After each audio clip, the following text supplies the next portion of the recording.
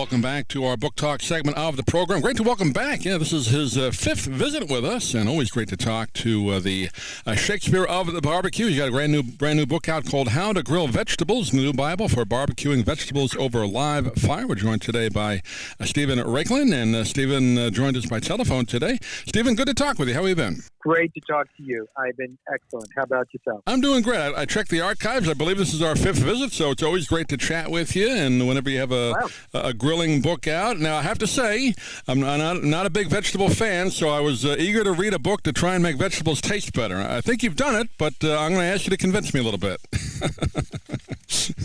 Well, okay. First of all, I love grilled vegetables. And think about, chicken is basically chicken. But with vegetables, my gosh, the difference between asparagus and zucchini, beets, tomatoes. I mean, there's such diversity in color and texture and flavor. And when you cook vegetables on a grill, magic happens. You are caramelizing the natural plant sugars. You're adding a smoke flavor. The vegetables become supernaturally sweet. To me, there's really no better way to cook a vegetable than on the grill. I would say I would agree with you because I'm not a fan of raw vegetables, and at least when they're cooked, they taste better. But I would say barbecuing and put whatever sauces on it, it'll work. So you've convinced me. Okay, and you know what? If you're an ardent carnivore, I'm a pretty devoted carnivore, although I've always loved grilled vegetables. But grilled corn to accompany grilled fish or chicken, or a grilled vegetable paella, to serve as a centerpiece alongside a Brazilian mixed meat grill. I mean, these are magnificent dishes that will excite anybody who loves to fire up a grill. Now, obviously, there's some differences between grilling meat and grilling vegetables. I guess one of the big ones, right, there's no or less fat in it, right? That's kind of what makes meat taste good. So in vegetables, you have to kind of add something to it, right, as far as the grilling goes? Well, yes, you do. And, I'm thinking it could be as simple as an olive oil and herb-based marinade that you might put on asparagus or zucchini. Might be an Asian sesame oil-based marinade that you would use for squash, or a basting mixture made of butter and Parmesan cheese, for example. And you can even use bacon to add extra fat. Like I have a wonderful kebab. It's Brussels sprouts, dates, and bacon. So it's sweet, earthy, and smoky. And but adding that fat is a big factor. Another big difference is that boiling is not a dirty word when it comes to grilling vegetables. Now, you know me from our past conversations. I tell people never, ever to boil ribs. Right. Boiling ribs is a real no-no. But when you cook a vegetable, let's say like an artichoke, it's very fibrous, or cauliflower, it's very dense. So a brief plunge into salted boiling water helps soften those fibers and make the vegetable not only more palatable, but more susceptible to absorbing the wood smoke.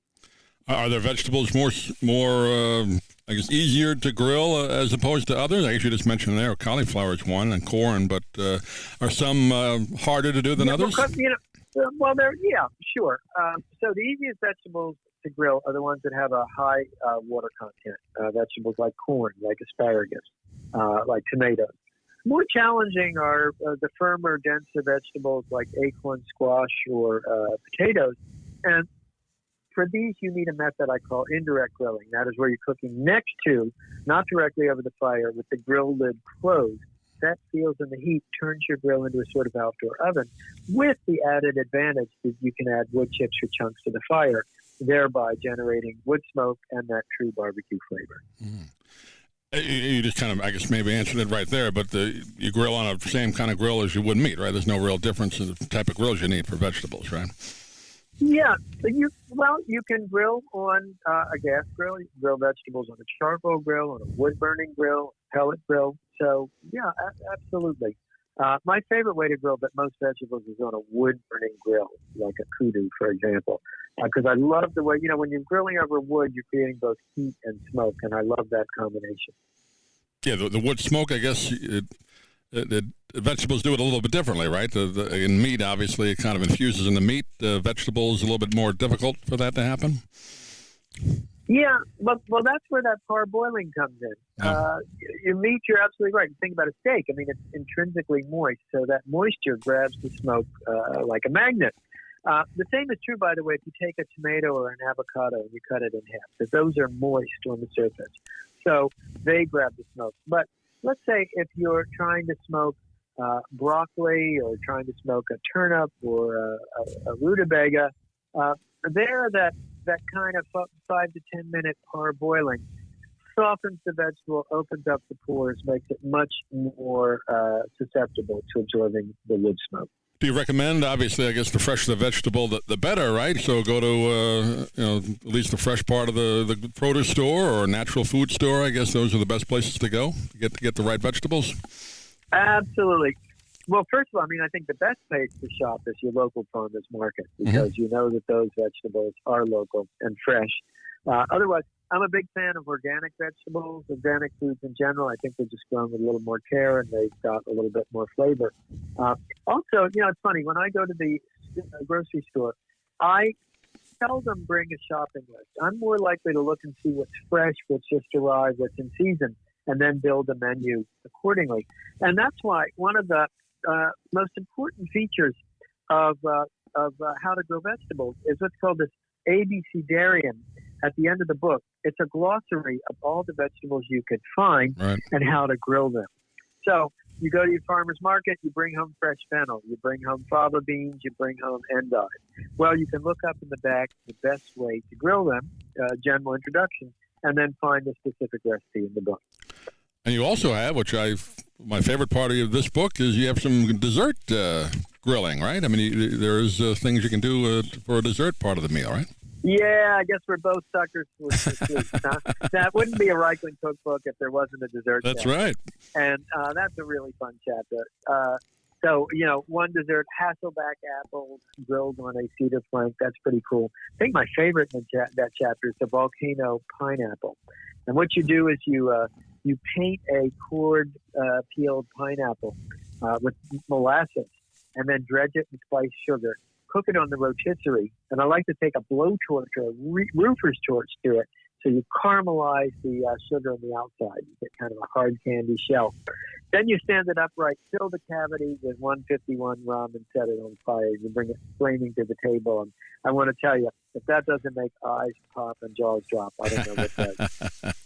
Yeah, I like that one as well. But always good to have some dessert. We always, in our house, you always have a little dessert at the end of a meal. Even if you don't like the vegetables, you look forward to that. So I guess you have to have that in your book, right? Absolutely. Well, the name of the book again? Anyhow,